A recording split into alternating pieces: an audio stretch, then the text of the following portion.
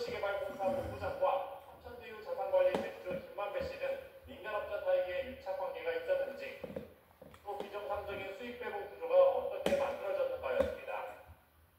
이후 검찰은 지난 2021년 10월부터 유 전 본부장 등을 차례로 재판에 넘겨왔는데 무려 4년 만에 첫 사법부 판단이 나왔습니다. 우선 재판부는 실질적 책임자였던 유 전 본부장이 뇌물 등 재산상 이익을 약속받고 성남도시개발공사에 손해를 끼치는 방향으로 사업을 이끌었다며 업무상 배임을 인정했습니다. 그러면서 징역 8년과 월급 4억 원을 선고했습니다. 공사에서 전략사업실장으로 일한 정민용 변호사에게도 징역 6년과 월급 38억 원을 내렸습니다. 민간업자들도 중형을 피해갈 수 없었습니다. 가장 많은 이익을 취한 김만배 씨에게 징역 8년과 418억 원가량의 추징명령이 내려졌고, 남욱 변호사와 정영학 회계사에게 각각 징역 4년과 5년 등이 선고됐습니다. 재판부는 대장동 사건이 오랜 기간 유착 관계로 벌어진 부패범죄라며 성남 시민과 공공에 흘러갔어야 할 이익이 피고인들에게 돌아갔다고 지적했습니다. 재판부는 유 전 본부장 등 5명 모두 도망칠 염려가 있다며 법정 구속한 가운데 개발이 이뤄질 당시 성남시장으로 재직했던 이재명 대통령에 대해서는 여지를 남겼습니다. 유 전 본부장이 파업 과정에서 단독으로 결정을 내릴 위치에 있지 않았다는 겁니다. 단 한 사람만 지금 예외가 되고 있습니다. 대통령은 지금 재판받고 있지 않습니다. 권력이 아무리 강하다고 하더라도 있던 사실을 없던 것으로 만들기는 어려울 것입니다. 재판부는 이번 사건 핵심 혐의였던 배임죄에 대해서도 완전히 폐지될 경우 부작용이 우려된다고 강조했습니다. YTN 권순수입니다. 할로윈마다 번화가 곳곳이 축제를 즐기러 나온 시민들로 붐볐는데요.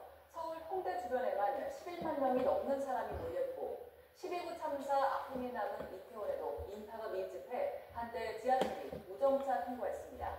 김소리 기자가 현장에 다녀왔습니다. 게임 슈퍼 마리오 속 캐릭터에 이어 자유의 여신상과 카우보이까지 홍대에 등장했습니다.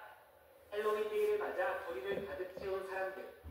이날만을 기다렸다는 듯 저마다 등장 솜씨를 뽐냅니다. 20살이니까 이제 군대에 꼭 가야 하거든요. 그래서 마지막으로 친구들이랑 웅덩이 한번 하고 싶어서 왔습니다. 어드벤처 타임 그 만화가 있는데 그거를 코스프레 했습니다. 평소에도 발 디딜 틈 없는 거리에 더 많은 인파가 쏟아져 나오면서 밀집 도는 한때 우려 수위까지 치달았습니다. 홍대 관광 특구에만 10만 명 넘는 사람이 몰린 건데 경찰 등 안전관리 요원들이 투입돼 원활한 이동을 도왔습니다. 도로 한가운데는 질서 유지를 위한 울타리가 설치됐고 우측 통행을 안내하는 방송도 계속 이어지고 있습니다. 참사의 아픔이 새겨진 이태원도 인산시대를 이룬 것 마찬가지. 골목이 전광판에 보행에 주의하라는 문구가 표출된 데 이어 이태원역 무정차 통과를 알리는 재난 문자까지 발송됐습니다. 3년 전 10월 29일을 잊지 않으려는 추모의 발길도 이어졌습니다. 골목을 지나던 사람들은 참사 현장에서 잠시 발걸음을 멈춘 채 그날의 기억을 응시했습니다. 꽃다운 날에 생명을 이기는 거, 또 이제 멀리까지 한국에 와가지고 또 생명을 이기는 분들, 그런 분들 생각은 참 안타깝죠. 내일까지를 특별대책 기간으로 정한 정부는 인파 밀집이 예상되는 곳을 중심으로 집중관리를 이어갈 방침입니다. YTN 김철입니다. 늦은 밤 서울 지하철 1호선 열차 안에서 50대 남성이 갑자기 소화기를 뿌리고 난동을 벌이다 경찰에 체포됐습니다. 느닷없이 얼굴 등에 소화액을 맞은 승객들은 황급히 열차에서 몸을 피해야 했습니다. 사건 사고 소식 정현우 기자가 전합니다. 흰색 분말이 옷자락과 가방 등 곳곳에 묻어 있습니다. 밤 11시 40분쯤 외대암역을 지나던 서울 지하철 1호선 열차 안에서 느닷없이 뿌려진 소화기 소화액을 맞은 피해자입니다. 바람이 너무 뿌옇고 따가워가지고 그냥 누가 뿌렸는지도 모르겠어요. 열차에 있던 소화기를 들고 갑자기 승객들에게 뿌린 건 50대 남성이었습니다. 지하철역에서 경찰에 붙잡혔는데 남성은 누군가 자신을 이행했다는 취지로 주장했던 것으로 전해졌습니다. 서로 마주보고 있는 택시와 승합차의 앞부분이 완전히 찌그러져 있습니다. 오전 10시 40분쯤 서울 종로구 하직터널 안에서 택시와 승합차가 부딪혔습니다.